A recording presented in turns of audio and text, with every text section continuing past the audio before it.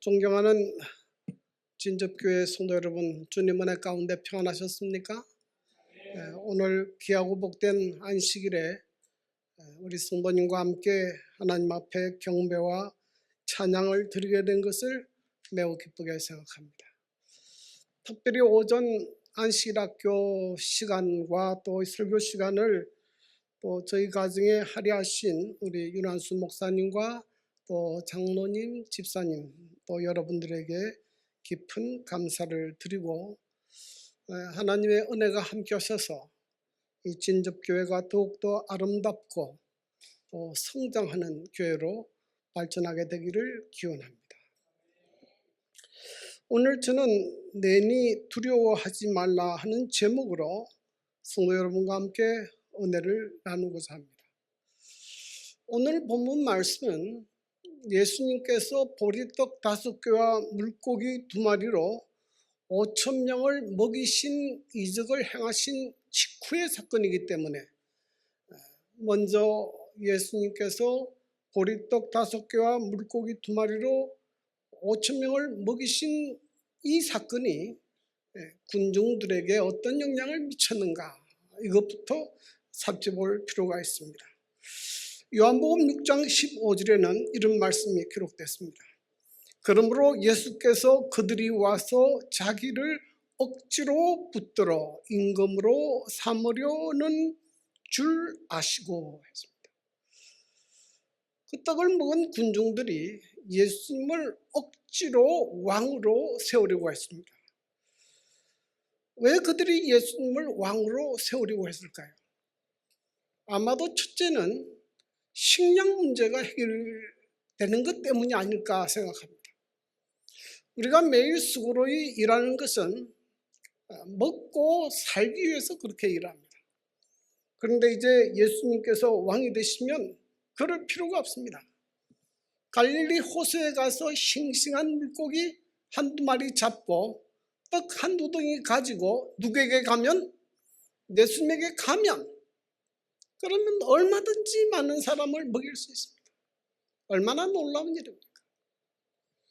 그리고 또 이제 몸이 아파서 병이 들면 뭐 하면 됩니까? 예수님에게 가서 기도받으면 나아요. 혹 전쟁이 나도 예수님이 왕이 되시면 다치면 고치면 되고 죽으면 살리면 됩니다. 그러면 이런 나라와 싸워서 이길 나라 있겠습니까? 없지요.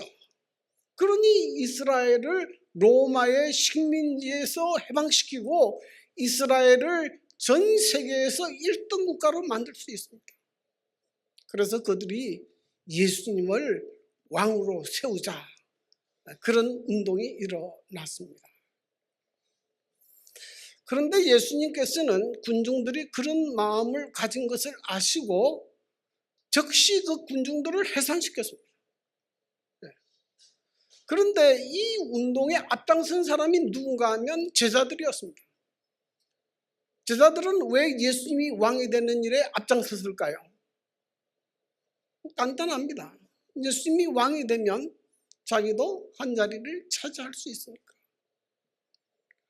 근데 예수님께서 군중도 해산시키시고 제자들은 배를 태워서 갈릴리 건너편으로 가게 했습니다. 그리고 예수님은 산으로 기도를 하러 가셨습니다. 그런데 배를 타고 가던 제자들이 얼마 가지 못해서 큰 이제 폭풍을 만나게 됩니다. 그래서 두려워서 떠는 모습을 오늘 성경에는 기록하고 있습니다. 그런데 여러분, 이 바다에서 태풍을 만나면 왜 그렇게 두려워하고 겁을 냅니까? 뭐 때문에 그래요? 이 태풍이나 이런 것들은 인간이 통제할 수가 없어요. 인간이 어찌할 수 없습니다. 그리고 이 태풍이나 이런 광풍들은 때때로 배를 전복시키고 침몰시킵니다. 그래서 바다에서 태풍을 만나는 것은 무슨 문제가 생깁니까? 생명에 죽느냐 사느냐 하는 문제가 생기는 거예요. 그래서 바다를 타는 사람은 배를 탈 때 이 태풍을 만나는 것을 제일 두려워합니다. 그런데 오늘 이 제자들이 갈릴리 호수를 건너다가 광풍을 만나게 됐습니다. 그런데 여러분, 이런 강풍은 바다에서만 일어나는 게 아닙니다.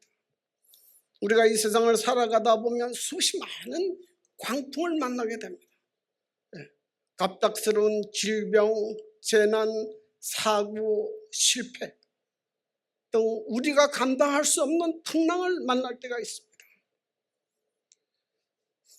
이런 풍랑은 우리에게 큰 두려움과 공포를 가져다 줍니다.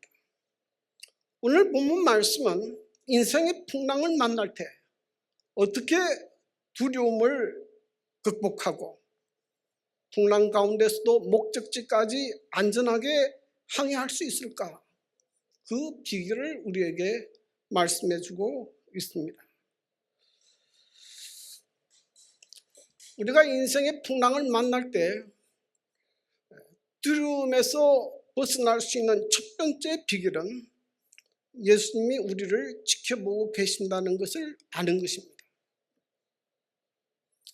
이게 마가복음 6장 48절에 보면 바람이 거스름으로 제자들이 힘겹게 노젓는 것을 보시고 그랬어요.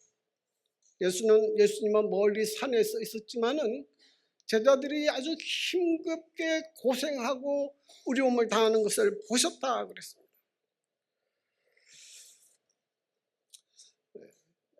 이스라엘에 가본 사람들은 이 갈릴리 호수를 가게 되는데요.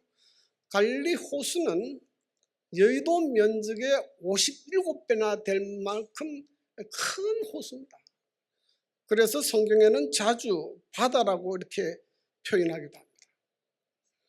그런데 갈릴리 호수는 그 위치가 해수면보다 210m 정도 낮아요. 그리고 주변에는 아주 높은 산과 고원으로 이루어져 있습니다. 그래서 고원에 있는 높은 산에서 있는 찬바람이 아래로 내려오고 아래에 있는 이 따뜻한 바람이 부딪혀서 큰 강풍이 일어나게 됩니다. 그런데 이 제자들이 갈릴리 호수에서 강풍으로 얼마 동안 고생했을까? 이 갈릴리 호수입니다. 요한복음 6장 17절에 보면 배가 출항할 때는 날이 이미 어두웠다 그랬어요.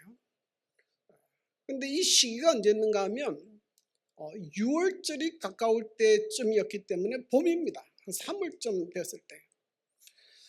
그때 날이 어두워진다는 것은 저녁 한 6시쯤 되면 날이 어두워집니다. 그리고 밤 사경까지 새벽 3시까지 적어도 6시간 동안 폭풍과 사투를 벌이고 있는 것을 알 수가 있습니다. 여기서 이런 의문이 듭니다. 왜 예수님은 고난당하는 제자들을 적시로 구원하지 않으시고 9시간 동안 그렇게 사투를 벌이고 고생하는 것을 보시면서 아시면서 지켜보고 있었을까?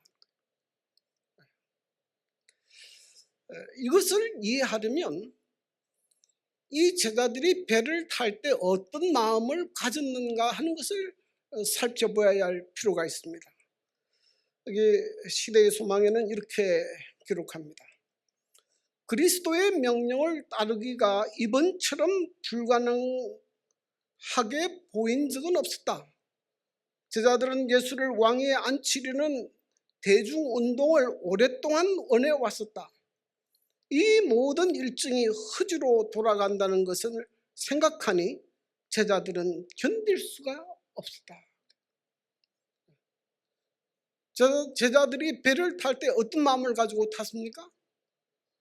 그들이 그토록 간절하게 원했던 예수님이 왕이 될 수 있는 절호의 기회를 예수님이 스스로 거절한 것에 대해서 참을 수 없었어요. 참을 수 없는 원망과 분노가 가득 찬 채 이 배를 타게 된 것입니다. 그러면 여기서 우리가 한번 생각해 볼 필요가 있습니다. 예수님은 왜 왕이 되는 것을 거절했을까요? 그 이유는 예수님은 유다 나라의 왕이 되기 위해서 이 땅에 오신 것이 아닙니다. 예수님은 우리를 죄와 사망 가운데서 구원해서 영원한 천국으로 인도하기 위하여 오셨지 조그만한 이스라엘 나라의 왕이 되게 오신 것이 아니에요. 그리고 예수님께서 우리를 구원해서 하늘까지 가는 방법은 십자가를 통해서 이루어지게 될 것입니다. 그것은 군중들의 폭동을 인해서 이루어지는 것이 아니에요. 그래서 예수님 거절했습니다. 그런데 제자들은 그걸 잘 몰랐어요. 그래서 시대의 소망을 읽어보면 이 제자들이 어떤 생각까지 하게 되는가 하면 이 예수님이 진짜 메시아일까 하는 의심까지 들기 시작합니다. 여러분 보십시오.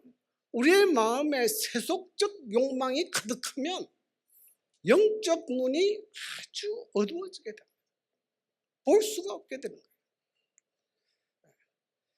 자, 그러다가 어떤 일이 벌어졌는가 하면 이렇게 됩니다. 시대의 소망에 보면 이런 말씀이 있죠. 격렬한 태풍이 갑자기 제자들을 엄습하였으나 그들은 그 태풍을 맞을 준비가 되지 않았다. 강풍이 그들을 때릴 때 그들은 겁에 질렸다. 그들은 불안도 불신도 안타까움도 다 잊어버렸다. 그런 원망이 가득 찰 때에 갑자기 태풍이 불게 된 것입니다. 자, 그러면 이 제자들이 태풍과 더불어 싸우면서는 무슨 생각을 했을까요?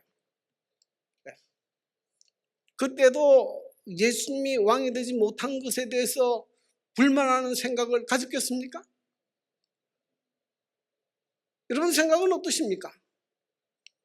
여러분, 사람이 생사의 기로에 놓이면 출세나 명예나 이런 것은 아무것도 중요하지 않아요. 뭐가 제일 중요합니까? 사는 것이 중요해요. 생명을 얻는 것이 가장 중요해요. 그것을 이 태풍을 통해서 깨닫게 되는 것입니다. 여러분, 저는 모태교인으로 태어났고 어릴 때부터 교회를 다녔어요. 근데 제가 고등학교를 졸업할 때쯤 청년 시기에는 세속적 욕망으로 불타올랐습니다. 제가 어릴 때 보니까 교회 다녀보니까 별로 출세한 사람도 없고 유명한 사람도 없고 너무 시시한 사람들만 앉아있어요.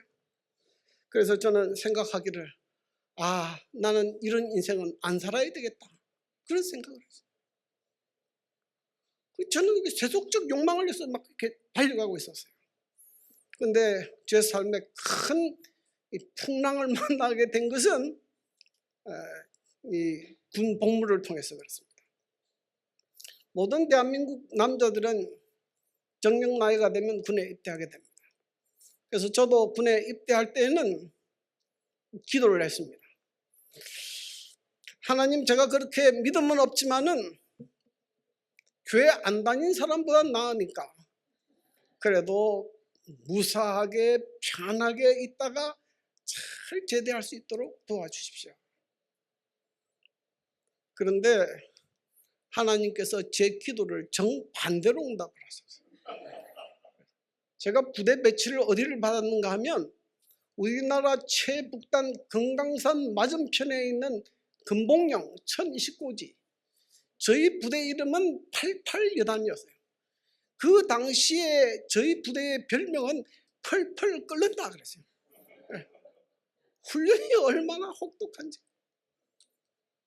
그런데 저로 하여금 굉장한 두려움을 자아내게 한 것은 뭐냐 하면 제가 처음으로 신병으로 부대 배치됐을 때에 그 주임원사가 한 말입니다. 주임원사가 저희가 배치된 신병들을 모아놓고 이렇게 이야기했습니다. 우리 부대는 북한에서 넘어와서 보초병의 목을 베어가는 적도 있으니까 정신을 차리고 보초를 써야 한다. 그리고 파괴된 초소 흔적들을 이렇게 사진으로 PPT로 쫙 보여줬어요. 그리고 하는 말이 우리 부대는 정확한 길 외에는 다니면 전부 지뢰로 매설되어 있습니다. 절대로 그 길 외에는 넘어가지 마라. 그런데 설상가상으로 제가 그 부대에 배치된 지 얼마 있지 않아서 한 군인이 죽어서 장례식을 치르고 있었습니다. 이런 환경이 제겐 큰 충격으로 다가왔어요. 나는 출세하는 것이 인생의 목표였는데 가만히 보니 무슨 문제가 더 급합니까? 사는 문제가 더 급해요. 아, 인생에서 최고로 시급하게 해결해야 될 문제가 생명의 문제구나. 내가 생명의 문제를 해결하지 않고 이 세상에 출세를 하고 아무리 이름을 날린다 무슨 소용이 있겠냐. 그때부터 제 마음이 겸손해지기 시작했고 그때부터 하나님의 음성이 들리기 시작했어요. 여러분, 제가 세속적 야망이 가득 찼을 때는 교회 와도 목사님 설교가 하나도 들리지 않아요. 딱 딴 생각만 하고. 그런데 마음이 겸손해지니까 하나님의 음성이 들리기 시작했습니다. 여러분, 성경에 이런 말씀이 있어요. 베드로전서 1장 7절 너희 믿음의 시련이 불로 연단하여도 없어질 금보다 귀하여 주 예수 그리스도의 날에 영광과 칭찬과 존귀를 얻게 하려 합니다. 믿음의 시련입니다. 때때로 우리에게 닥치는 이해할 수 없는 고난, 고통, 그 중에 그 이유 중에 하나가 하나님께서 우리의 생각을 교정시키고 우리의 믿음을 교정시켜서 영원한 천국으로 데려가기 위함이라는 사실을 기억하기를 바랍니다. 그런데 이 고난 가운데 여러분이 꼭 기억해야 될 것이 있습니다.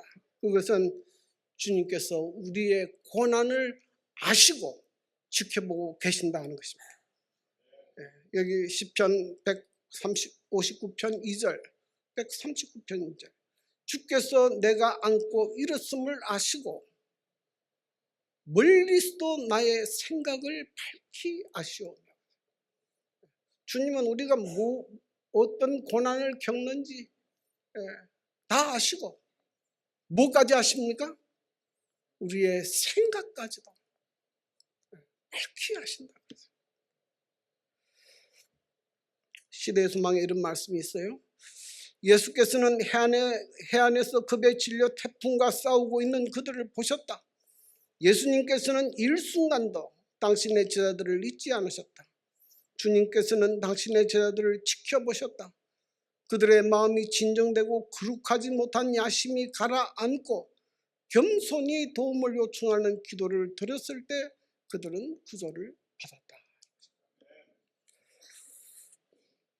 두 번째로 예수님께서는 적절한 시간에 우리를 찾아오신다는 것입니다.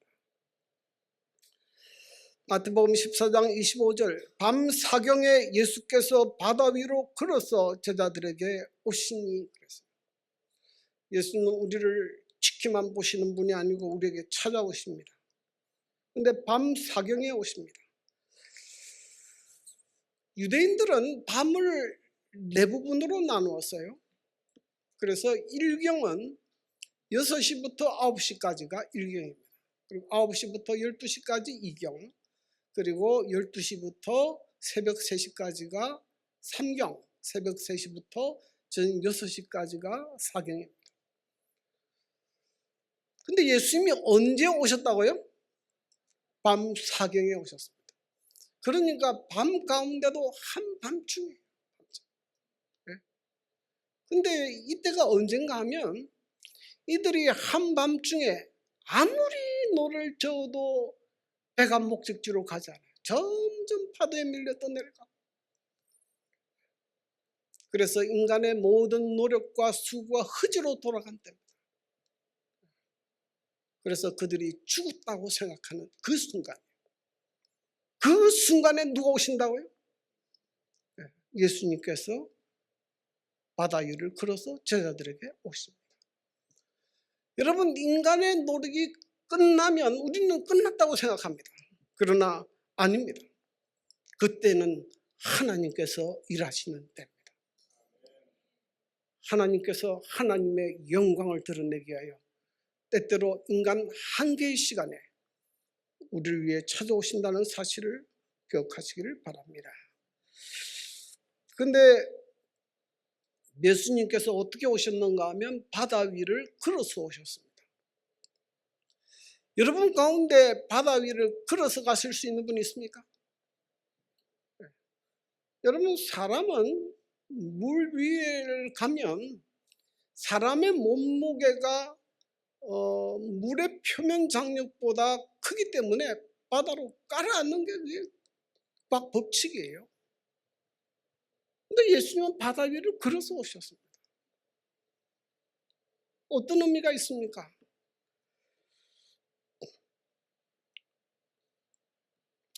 욥기 9장 8절에 보면 이런 말씀이 있습니다. 그가 홀로 하늘을 펴시며 바다 물결을 밟으시며. 예수님이 바다 물결을 밟고 오신다는 것은 예수님이 누구라는 것을 지금 설명하는 것입니까? 예수님께서 창조주 하나님이라는 거예요. 이 바다는 때때로 사망의 세력, 악의 세력을 의미합니다. 예수님께서 이 악의 세력을, 사막의 세력을 발로 밟으시고 오시는 것이에요. 예수님께서 하나님 되심을 지금 나타내는 것입니다. 그리고 오셔서 이렇게 말씀하십니다. 예수께서 즉시 이르시되 안심하라, 내니 두려워하지 말라.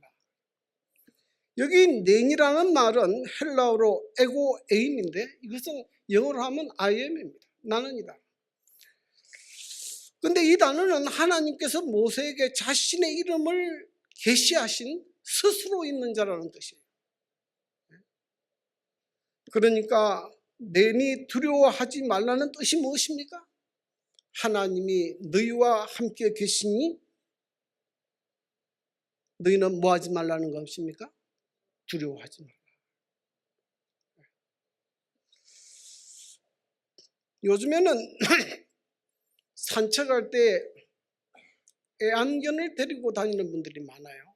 조그마한 강아지들을 데리고 이렇게 산책을 가는데 가끔 보면 이 조그마한 애완견이 앞에 있는 큰 개를 보고 막 짖습니다. 그런 거 보셨습니까? 아니, 이게 싸움이 됩니까? 싸움이 안 되는데 뭐 왕왕왕 짖어요. 근데 무슨 배짱으로 이 강아지가 큰 개를 보고 짖습니까? 자기를 지켜줄 주인이 있으니까 그래요. 여러분, 하나님께서 우리에게 두려워하지 말할 때가 언젠가 하면 이런 때입니다. 여호수아 1장 5절 6절 내가 모세와 함께 있던 것 같이 너와 함께 있을 것임이라. 내가 너를 떠나지 아니하며 버리지 아니하리니 뭐하라는 겁니까? 강하고 담대하라. 환경이 바뀐 거 아니에요. 네? 지금 여호수아의 눈앞에는 난공불락의 여리고성이 있고 그 앞에는 거인 족속의 안악 자손들이 있고 철무기를 가지고 있는 사람들이 있었어요. 근데 그들 두려워하지 말라는 겁니다. 왜요? 하나님께서 우리와 함께 계시기 때문에 두려워하지 말라는 거예요. 예수님께서 폭풍치는 바다 위에 걸어오셔서 안심하라, 내니 두려워하지 말라고 말씀하신 때는 폭풍이 가라앉아서가 아니에요. 폭풍이 이는 바다 위에서 예수님께서 그 말씀을 하신 거예요. 폭풍을 제어할 수 있는 하나님이 너희와 함께 계시니 너희는 뭐하지 말라? 두려워하지 말라.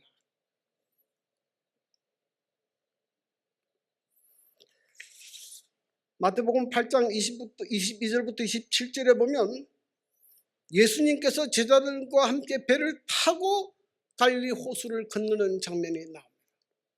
근데 그때 아주 두 가지 아주 재미있는 장면을 대조시킵니다. 하나는 예수님께서는 배 고물에 주무시고 계시고 제자들은 우리가 죽게 되온 것을 돌아보지 않습니까? 하고 아주 울부짖는 제자들의 모습이 나옵니다. 이 두 차이가 무엇입니까? 이 두 차이가 무엇입니까? 예수님은 절대적인 하나님께 대한 믿음을 가지고 시국에 있었고 제자들에게는 뭐가 없는 것입니까? 믿음이 없기 때문에. 예수님께서 말씀하시기를 너희가 어찌 무서워하느냐 믿음이 적은 자들아.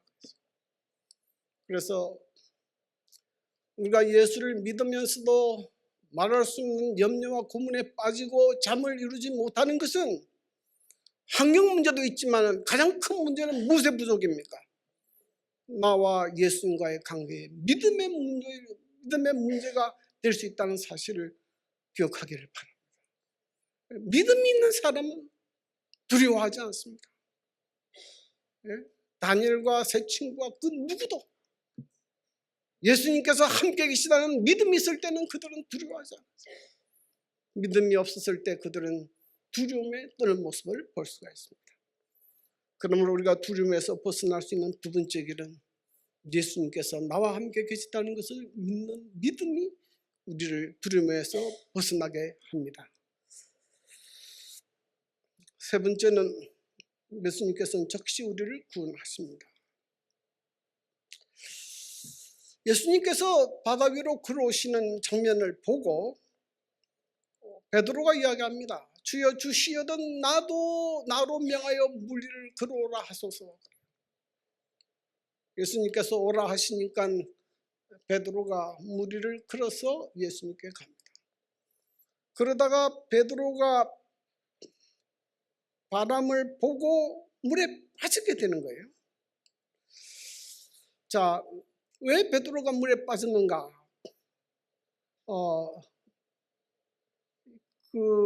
이 시대의 소망에 이렇게 기록했습니다. 베드로는 예수님을 바라보면서 안심하고 걸어간다. 그러나 자만하는 마음이 생겨 배 위에 있는 동료들을 잠시 뒤돌아볼 때 그의 눈길은 예수님에게서 돌아선다. 바람은 몹시 사납다. 파도가 높이 솟아 베드로와 주님 사이로 직접 밀려오자 베드로는 겁이 난다. 잠깐 동안 그리스도께서 베드로의 시야에서 보이지 않게 되자 그의 믿음은 무너진다. 그는 빠지기 시작한다. 베드로가 물에 빠지게 된 가장 근본적인 이유는 무엇입니까? 그가 예수님을 바라보지 않고 뭘 바라봤기 때문에 그렇습니까? 바람을 바라봤기 때문에 그래요. 여러분, 사람이 무엇인가를 보는 것은 굉장히 중요합니다. 굉장히 중요합니다. 왜냐하면 우리의 보는 것은 우리의 내 기억으로 지향되고 그것은 우리의 생각과 감정에 영향을 끼치게 되고 결국은 행동으로 나타나게 됩니다. 베드로가 바람을 봤다는 것은 무엇을 본 것입니까? 나에게 닥치는 엄청난 감당할 수 없는 문제들, 내가 처한 상황, 절망적인 상황, 그것들을 바라본 것이에요. 그것을 바라보니까 그 바라본 것이 뭐에 영향을 끼칩니까? 우리의 생각과 감정에 영향을 끼치게 되고 그는 두려움에서 낙담하게 되고 바닥에 빠지게 되는 것이에요. 그래서 성경은 우리에게 뭐라고 이야기합니까? 히브리 12장 2절 믿음의 주요 또 온전케 하시는 이인 뭘 바라보자? 예수를 바라보자. 여기에 바라보자라는 말은요, 한번 잠깐 보라는 게 아닙니다. 딴 데로 눈을 돌리지 말고 예수님께 눈을 고정시켜라, 그런 뜻이에요. 눈을 고정시켜라. 어제 저녁에 우리 김남희 사모님이 원 플러스 라이프, 전 잘 모르지만 경험담을 들었는데 참 좋은 시간이었다 생각을 합니다. 청년의 시기에 청년들의 눈을 어디로 보게 하는 것? 예수님을 바라보게 하는 것은 굉장히 중요해요. 그의 인생 전체를 변화시켜 버립니다. 네. 그러면 여러분들도 참여하시면 좋을 것 같아요. 실제 우리의 삶에서 예수님을 바라보는 것 중요합니다. 왜 그것이 중요한가 하면요, 이 성경 말씀은 민수기 21장을 배경으로 하고 있는데요, 이스라엘 백성이 광야에서 원망하다가 불매에 물려 죽게 됐을 때 요청을 합니다. 제발 살려주십시오. 그때 하나님께서 모세에게 노뱀을 달아서 장대에 달도록 했습니다. 그리고 뭐라고 말씀하셨습니까? 쳐다보면 살리라고 그랬어요. 하나님의 약속입니다. 쳐다보면 사는 것은 약속이에요. 아무리 뱀에 물려 죽어가는 순간이라도 누구를 바라보면, 노뱀을 바라보았을 땐 그들이 살았어요.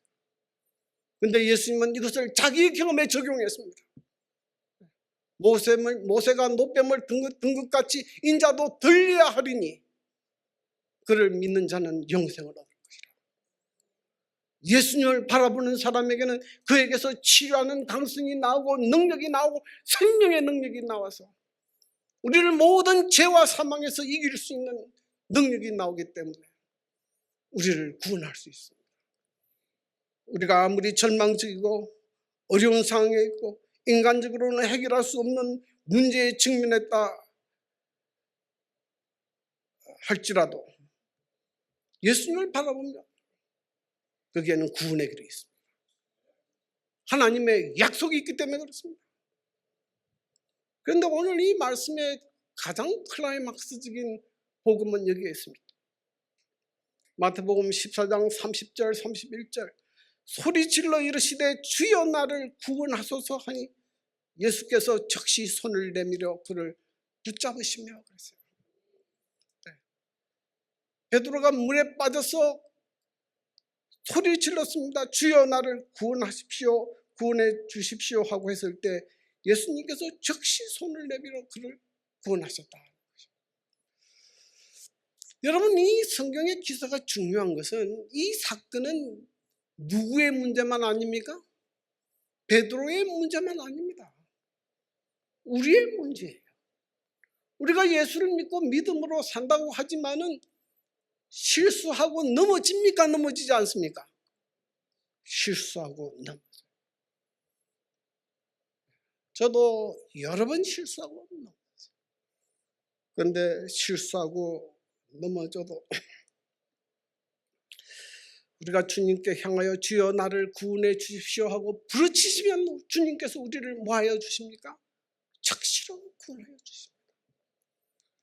그러므로 여러분, 혹시 실수하고 잘못해서 넘어졌을지라도 거기에 머물러서 낙심하고 좌절하고 절망하지 마시고 주님을 향하여 부르짖기를 바랍니다.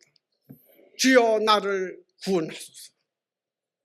그러면 예수님께서 즉시 우리를 구원하여 주십니다. 그래서 우리가 하늘나라에 가면 자랑할 사람이 없어요. 전부 뭐로 오신 겁니까? 뭐로 왔습니까?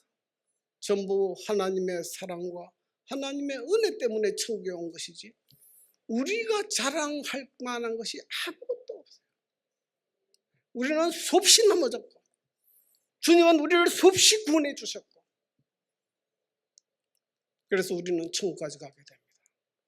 그러므로 여러분, 우리를 구원하실 수 있는 주님께 우리의 눈을 고정시키게 되기를 간절히 바랍니다.